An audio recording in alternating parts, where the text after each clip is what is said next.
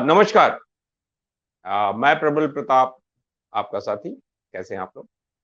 अ, आज हम इस कार्यक्रम में आप लोगों के साथ हम लोग जिन बिंदुओं पर पिछले कुछ दिनों से मैं सोच रहा था बात को। पहला बिंदु है अंकिता भंडारी की जो हत्या हुई है उत्तराखंड में, उसके पीछे जो कारण है, वह तो धीरे-धीरे आ रहे हैं मीडिया में।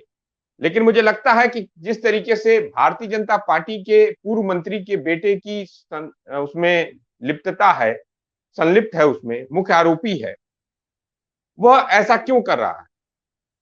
इसके पीछे कारण क्या है? मैं सोचने लगा, कारण क्यों? ऐसा क्यों हुआ कि वह किसी की भी हत्या करने की सोच उसके अंदर कैसे आई? वो इस प्रकार है कि जब बिल्किस बानो के रेप के आरोपियों को छोड़ा गया और जिस तरीके से भारतीय जनता पार्टी से और संघ से संबंधित लोगों ने जिस तरीके से उनको माला पहनाई, उनका स्वागत किया और एमएलए, भारतीय जनता पार्टी के एक एमएलए ने कहा ये संस्कारी लोग हैं। तो मुझे लगता है इससे पता चल गया कि नरेंद्र मोदी का नारा है बेटी बचाओ और बेटी पढ़ाओ, वो कितना खोखला है।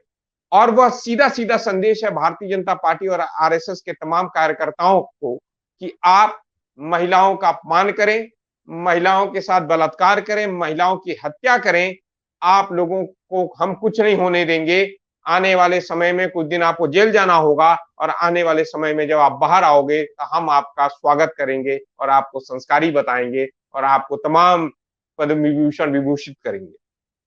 यह एक कारण यहां पर रहा। दूसरा, मैं ये सोचने लगा कि वो जो आर्या है लड़का, उसके दिमाग में इस क्राइम करने के पीछे, वो हत्या करने से पीछे उसके हाथ कांपे क्यों नहीं? वो इसलिए क्योंकि आज 3 अक्टूबर है।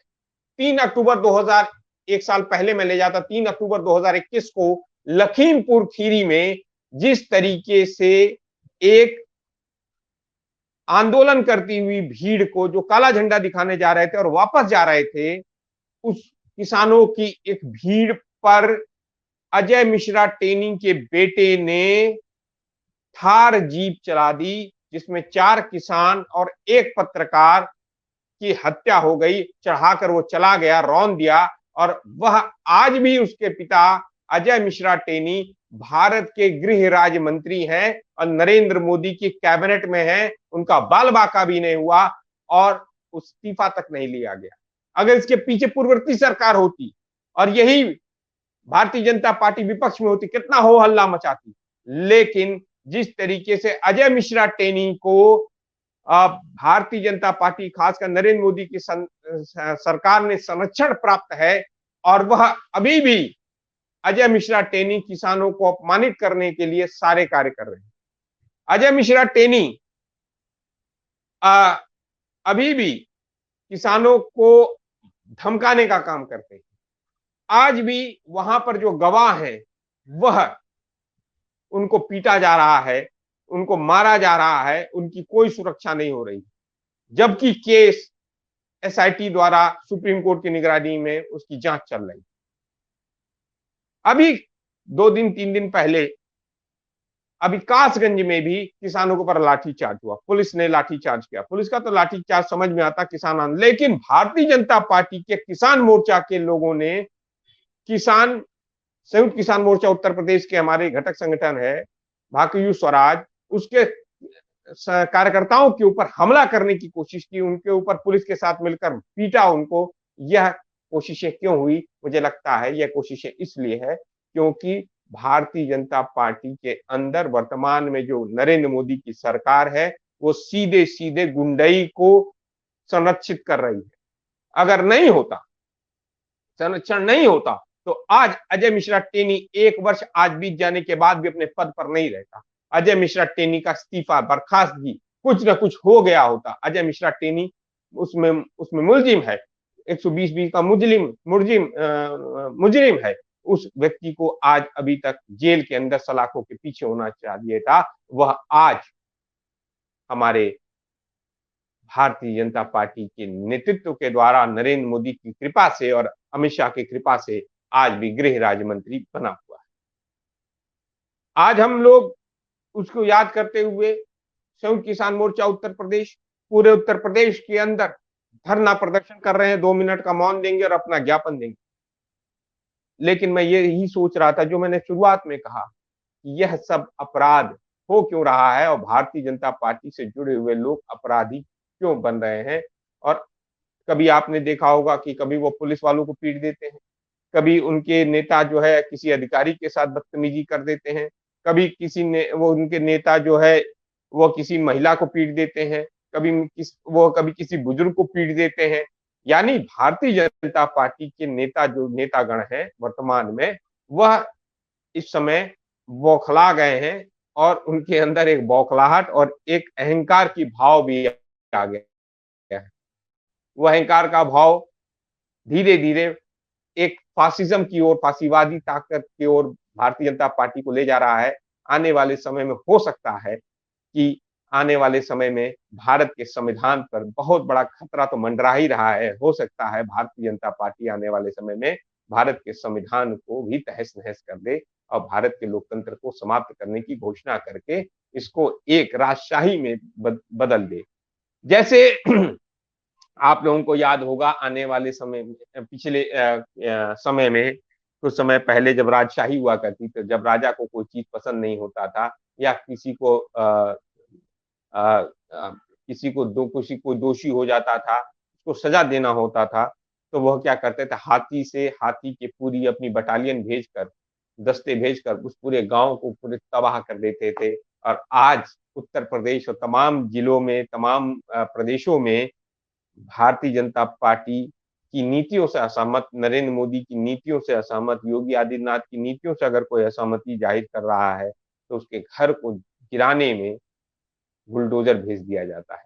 ये याद दिलाता है कि किस तरीके से यह पार्टी जो है, ये सरकार जो है, वो राजशाही के राजतंत्र को चलाना चाहती भारत में, न कि लोकतंत्र को। अब आने वाले समय में बहुत गंभीर संकट है। गंभीर संकट यह है कि भारत के अंदर, खासकर उत्तर प्रदेश के अंदर, अब आप लोकतंत्र के तरह लोकतांत्रिक तरीकों से अपनी बात भी नहीं रख सकते। जिस तरीके से कल 2 तारीख था और एक समूह है बनारस के अंदर, वह नफरत छोड़ो और लोकतंत्र बचाओ के तत्वाधान में एक मुहिम के तहत प्रदर्शन करना चाहता था, पदयात्रा निकालना चाहता था मालवीय जी की मूर्ति से लेकर शायद किसी और मूर्ति तक, उसको उस पदयात्रा, छोटी सी 5-10 किलोमीटर की पदयात्रा को भी निकालने की अनुमति प्रशासन ने नहीं दी और पुलिस ने हजारों की संख्या में घेर कर उन छोटे से समूह के लोगों को, जो निर्दोष टाइप के लोग होंगे, छोटे छोटे समूह के लोग थे, वह उनको रोकने का काम किस तरीके से पुलिस ने वहां पर किया। अभी खबर आ रही है कि मुरादाबाद मंडल के अंदर, मंडल आयुक्त ने मुरादाबाद के उत्तर प्रदेश के अंदर एक सर्कुलर निकाला है कि कोई भी किसान संगठन तहसीलों पर और मुख्यालयों पर, जिला मुख्यालयों पर कोई प्रदर्शन नहीं कर देता। इसका रिटर्न डॉक्यूमेंट उन्होंने कहा है और अगर कोई भी प्रदर्शन करता हुआ प्राप्त करेंगे तो उसके ऊपर कार्रवाई करने का निर्देश है और जिस अधिकारी के परिक्षेत्र में वो होगा उस पर भी कार्रवाई होगी। अब आप ये सोचिए, मंडल आयुक्त इस देश के लोकतांत्रिक जो भारत है, जिस संविधान की शपथ लेता है, वो किसी भी जिला मुख्यालयों पर कोई भी प्रदर्शन नहीं कर सकते। मतलब एक हद, अब ये देश जो है किस तरीके से, मतलब ये कहें कि किस रास्ते पे चल गया है। बिल्किस बानो के घर तक यात्रा निकालने के लिए गुजरात में भाई पांडे जी, संदीप पांडे जी निकले थे, उनको गिरफ्तार कर लिया। यानी आप इस देश के अंदर पदयात्रा नहीं कर सकते। राहुल गांधी जब से भारत जोड़ो की पदयात्रा कर रहे हैं, उनके ऊपर भारतीय जनता पार्टी कितनी ज्यादा हमलावर है, इससे प्रदर्शित होता है कि भारतीय जनता पार्टी लोकतंत्र में उसका विश्वास नहीं है, इस देश के पार्लियामेंट्री डेमोक्रेसी में उसका विश्वास नहीं है। उसका विश्वास भारत के अंदर पुनः राजतंत्र को स्थापित करने का। किसको नहीं पता है गांधी जी की हत्या में आरएसएस ने किस तरीके से की इन्वॉल्वमेंट रही है। आरएसएस की विचारधारा के लोगों ने ही गांधी जी की हत्या की। गोडसे किसकी विचारधारा के आदमी थे? गोडसे जो है आरएसएस की विचार, वो बाद में आरएसएस और गोडसे ने कहा कि हमारा कोई वो नहीं है, लेकिन सबको पता है कि गोडसे की जो ट्रेनिंग थी वह आरएसएस के की विचारधारा के अनुरूप, वह उसके ही भाव भंगिमा में बहते थे। उसकी पढ़ाई लिखाई सब जो थी वो आरएसएस की ही विचारों में पले बढ़े। अरे ऐसा नहीं है, 1947 में से पहले गांधी जी के 1948 में उनकी मृत्यु से पहले भी कई बार अटेम्प्ट 1931 से लेकर 1937 तक कई बार गांधी जी के ऊपर अटैक हुआ, और वह अटैक करने वालों की भी जो संलिप्तता थी वो कहीं ना कहीं आरएसएस के ही लोग थे, जो लोग जो है गांधी जी के ऊपर हमलावर थे। तो आप गांधी जी की हत्या कर सकते हो, लेकिन गांधी जी के विचारों को नहीं मार सकते हो। गांधी जी के विचार जो हैं वो सर्वथा इस ब्रह्मांड में, इस भारत में हमेशा ही सदैव रहेंगे। अहिंसा और प्रेम हमेशा रहेगा, बुद्ध के जमाने से चलता आ रहा है। नरेंद्र मोदी की सरकार, आरएसएस की सरकार जितना भी हिंसा को बढ़ावा देना चाहती है वो बढ़ावा दे, लेकिन इस देश के अंदर नफरत हारेगी और प्रेम जीतेगा। भारत की एकता जीतेगी, तभी भारत जुड़ेगा। अभी तक नरेंद्र मोदी की जो सरकार है वो भारत के अंदर नफरत और द्वेष की भावना फैलाकर अलगाव करना चाहती है, समाज को बांटना चाहती है, क्योंकि ऐसा इस देश की पूंजीवादी शक्तियां और विश्व की पूंजीवादी शक्तियां चाहती हैं। क्योंकि अगर भारत एक होगा तो विश्व की पूंजीवादी शक्तियों की नीतियों के खिलाफ, जो वो लूट करना चाहती है, वो जमीनें लूटना चाहती है, इस देश के किसानों की, मजदूरों की श्रम को लूटना चाहती है, उसके खिलाफ उठ खड़ा होगा। इसलिए मुझे लगता है आने वाले समय में धीरे धीरे लोगों के ऊपर और भी जो ये आरएसएस की विचारधारा के लोगों का हमला और बढ़ेगा। हमें इन हमलों का जवाब गांधी जी के अहिंसा और प्रेम के भाव से ही देना होगा। धन्यवाद।